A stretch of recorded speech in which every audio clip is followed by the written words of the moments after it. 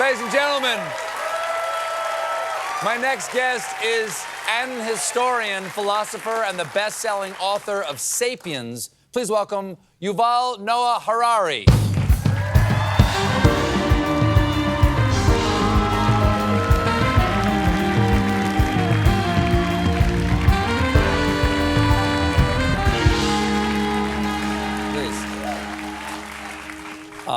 Nice to meet you. As I was saying backstage, I feel like I had interviewed you before because I've read *Sapiens*, I've seen you being interviewed, so it feels like we know each other. But everybody knows this book. This is *Sapiens*. It is one of the most successful nonfiction books of all time, and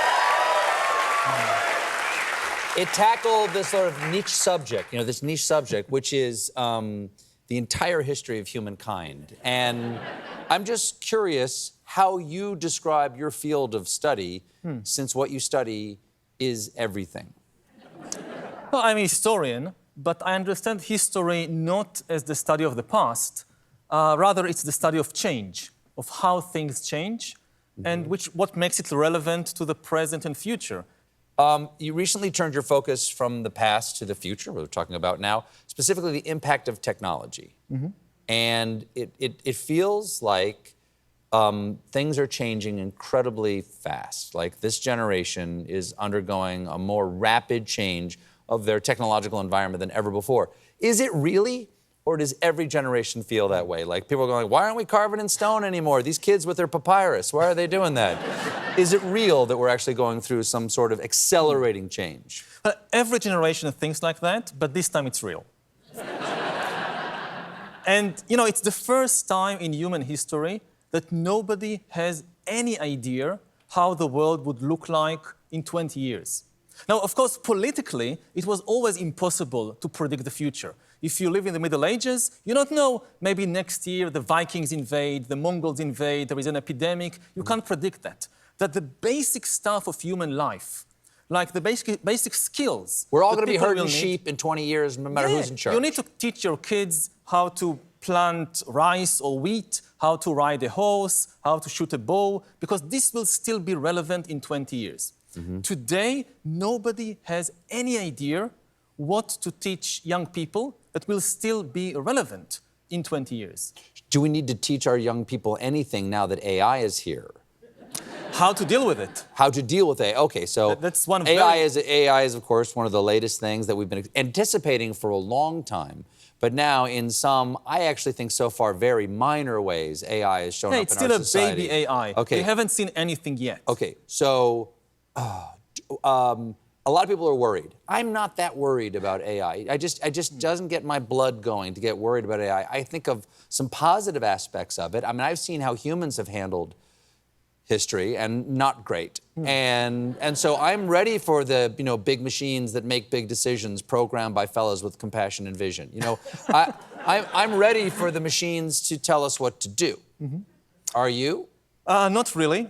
It's extremely dangerous. Why is it to dangerous, give up though? power to something we don't understand. But they're just extensions of us. I mean, no, they're not. Yes, they are. We made them. They're us. We made them. But now they become potentially independent of us. The one thing to know about AI, the most important thing to know about AI, it's the first technology in history that can make decisions by itself and can create new ideas by itself. People compare it to the printing press, to the atom bomb. No, it's completely different. But is there any proof that an AI has come up with a new idea of its own? Absolutely. What? All the time. What? Yes. Give me one. For instance, deciding what to show us on social media. Oh, well, that's not a new idea. No. That is making decisions. Yes. So I had two things. Okay. There are making decisions and there are new ideas. If, for instance, you think about ideas, if you take, for example, the game of Go. What is Go? I'm sorry. A much more complicated version of chess. Got it. Okay. All right. In East Asia, it's one of the oldest games we know. Okay. 3,000 years of tradition in East Asia, entire schools of thought. Okay. And AI comes, and within a few years, plays like no human ever imagined that it's possible to play. And this can happen in more and more fields. And we have never encountered anything like that before. Because every previous information technology, it simply copied and disseminated our ideas. The printing press just produced more books. Television just broadcast our thoughts. Here we have something that can create entirely new ideas, which are not even bound by the limits of our imagination. You know, our imagination is the product of organic biochemistry. AI is not limited by that. All right, so you have a new book now. It's called Unstoppable Us, Why the World Isn't Fair. I'll bite. Why isn't the world fair? And is this a message, this is for young people? Yeah, it's for kids age 8 to 12. Hey kids, the world isn't fair. They know the world isn't fair. Okay, go One on. of the first things that, kids everywhere say, it isn't fair. Oh, yeah, sure. It's not something that adults only say. And in the end, from a historical perspective, it's the stories that we believe. But if you look at the major conflicts and injustices in the world, it's ultimately about the stories we believe. We are a storytelling animal. Some people think that human conflict, that humans fight over the same reasons that other animals fight, over territory, over food. This is rarely the case. If I think, for instance, about the terrible conflict in my region of the world between Israelis and Palestinians, it's not really about territory or food. There is enough land to build houses and hospitals and schools for everyone. There is enough food to feed everybody. People fight over the imaginary stories in their mind.